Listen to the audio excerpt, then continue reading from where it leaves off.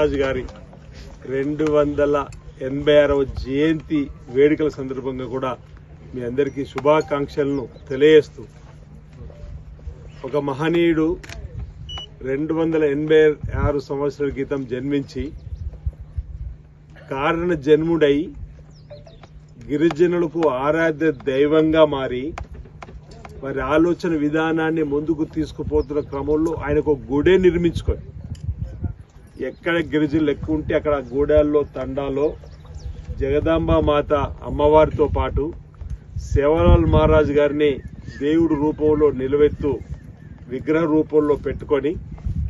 మా గూడానికి మా తండాకు ఎలాంటి కీడు రాకుండా చూడమని కోరేటువంటి కార్యక్రమంతో పాటు మీ అడుగుజాడల్లో నడుస్తాం, మీ ఆలోచన విధానాన్ని ముందుకు తీసుకొని పోతామని చెప్పినటువంటి ఓ చక్కటి సంకల్పం కార్యక్రమం ఈరోజు దేశవ్యాప్తంగా జరిగేటువంటిది. గిరిజనులకు సంబంధించిన ఓ పెద్ద పండుగలలో ఈ పండుగ ఒకటనేటువంటి భావాన్ని సందర్భంగా వ్యక్తం చేస్తూ, ఆయన చరిత్ర ఇప్పుడే శర్మని చెప్పినప్పుడు,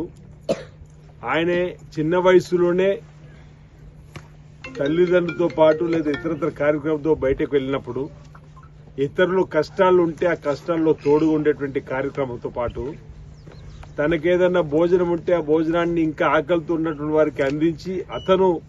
ఇతర భోజనాన్ని చేసడానికి కోసం చేసేటువంటి ప్రయత్నం.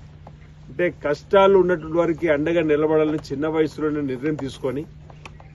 ఆయన యుక్త వయసు వచ్చిన తర్వాత కూడా దేశవ్యాప్తంగా ఉన్నటువంటి బంజారాలకు అందరికీ కూడా ఒక భాషను కూడా ఉండాలని చెప్పినటువంటి ఆలోచనతో ఒక భాషను కూడా నేర్పి, అంటే మీరు దేశంలో ఎక్కడున్నా గిరిజనులు మాట్లాడుకునేటువంటి భాషను కూడా ఆనాటి కాలంలో ఆయన అందించేటువంటి కార్యక్రమం చేస్తూ, ఆనాటి కాలంలో పాశ్చాత్య పోకడలను వ్యతిరేకిస్తూ మన భావాలను ముందుకు తీసుకొని పోవాలని చెప్పిన ఆలోచనతోటి మన హైందవ ధర్మాన్ని, మన సనాతన ధర్మాన్ని, మన హిందూ ధర్మాన్ని కూడా మనం ఏ విధంగా పాటించాలని చెప్పినటువంటి ఒక మహానాయకుడిగా ఆనాటి మరి రోజుల్లోనే ఈరోజు మంచికే మద్దతు ఇచ్చేటువంటి కార్యక్రమం, మంచికి సన్మార్గంలో నడిచేవారికే భవిష్యత్తు ఉంటుందనేటువంటి భావనను ఆనాటి రోజుల్లో చెప్పినటువంటి మరి అలాంటి మహనీయుడికి సంబంధించినటువంటి జయంతి ఉత్సవాలు జరుపుకోవడం ఆనందదాయకం, శుభదాయకం అన్నమాట సందర్భంగా మీ అందరూ కూడా తెలియజేస్తున్నారు. మరి ఆలోచన విధానాన్ని పొలికిపుచ్చుకొని ముందుకు పోవాల్సినటువంటి సందర్భం ఆసన్నమవుతున్న సందర్భంలో,